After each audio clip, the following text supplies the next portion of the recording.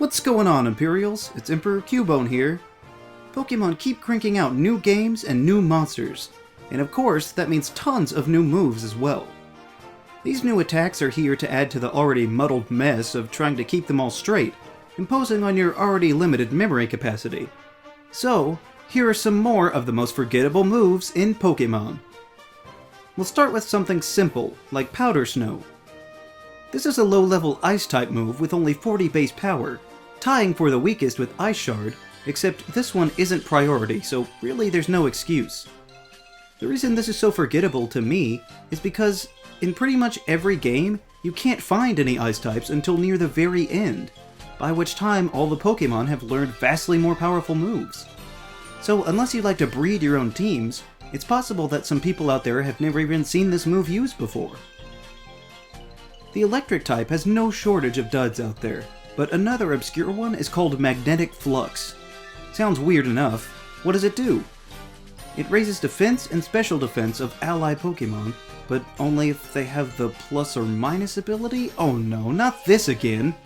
What is it with these abilities? Stop trying to make them happen! It's not going to happen! Exactly 2 Pokemon that can learn this move can even have either of those abilities. All this attention is a lot of focus for abilities that only about 10 Pokemon can even possess. From the dredges of the Poison type, we have Purify. This is a very strange move to me. It's a status move that cures the target of any ailments. Usually the strategy is to heap on as many status conditions to your opponent as you can. But if the target is cured, then the user regains some health. I say user, it's Pyukumuku. He's the only one that can learn it. So there is some strategy to using it if you can, but purifying something kind of seems like the opposite of poison to me, so I wonder if that would be the best typing to keep it. There is a normal move out there that is extremely confusing to me. It's called Smelling Salts, and its power is doubled when the target is paralyzed, except Smelling Salts also removes the paralysis after use. Okay, so I guess it's like Wake Up Slap. But the only Pokemon that can learn it naturally are Makuhita and Hariyama. What? How are these fighting types the only ones to score this random, non-stab normal move?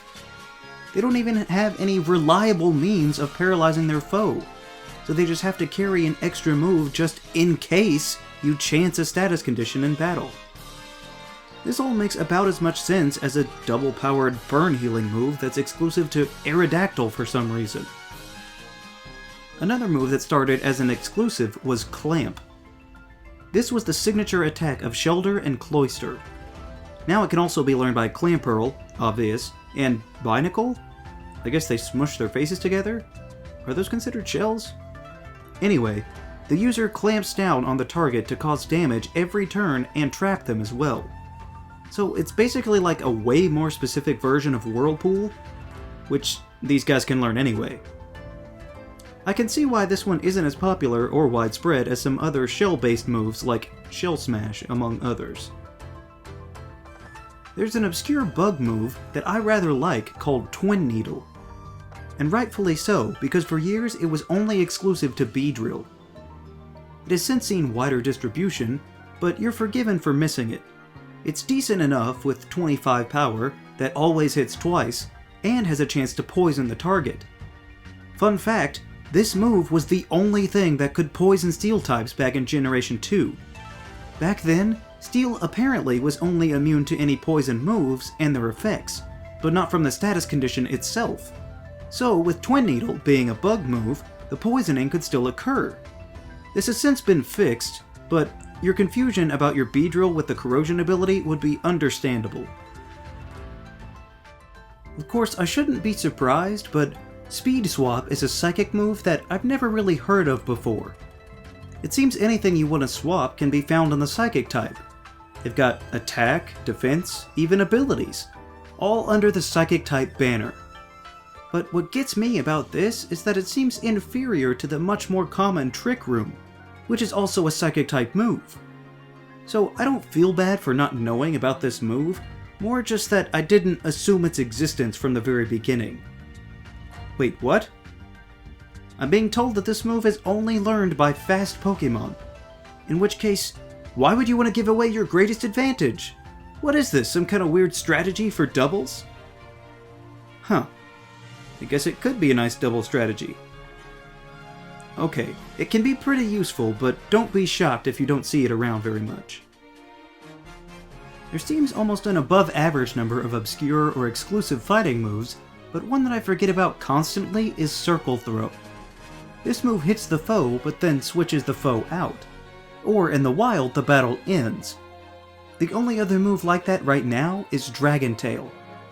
Randomly bringing out a foe might not be so bad for dragons, but fighting's weaknesses are a bit more commonplace for that to be a reliable technique. Plus, it is very limited on who can learn this move. So basically, Circle Throw is a passable gimmick for a couple of battles, but I can see why it might be overlooked. There is a Dark-type move that exists called Quash. What is this? What does that word even mean? The only reason I imagine it's a decent move is because it sounds like squash. Apparently, it suppresses the opponent to make them go last in the turn. That's it. Oh, and it's not priority, so you just kinda have to hope that you're faster. This move is completely useless in standard battle, because if the opponent goes first, it fails. But if you do land a quash against them, then they would have gone second anyway. They have other doubles-focused moves, but I just don't see how quash would ever be that useful. Even worse is that this joke of a move is now a TM. Don't ever use quash unless you're really bored and just need to waste your turns in some profoundly absurd and misguided ways. And finally, it seems there's a psychic move out there called Nope, we're not doing that again. Fine. So, those are some more of the most forgotten moves in Pokemon. What other obscure moves do you have trouble with? Let me know down in the comments. Also be sure to leave a like, share this video, and subscribe so that you too can become an Imperial today. And we'll see you around next time!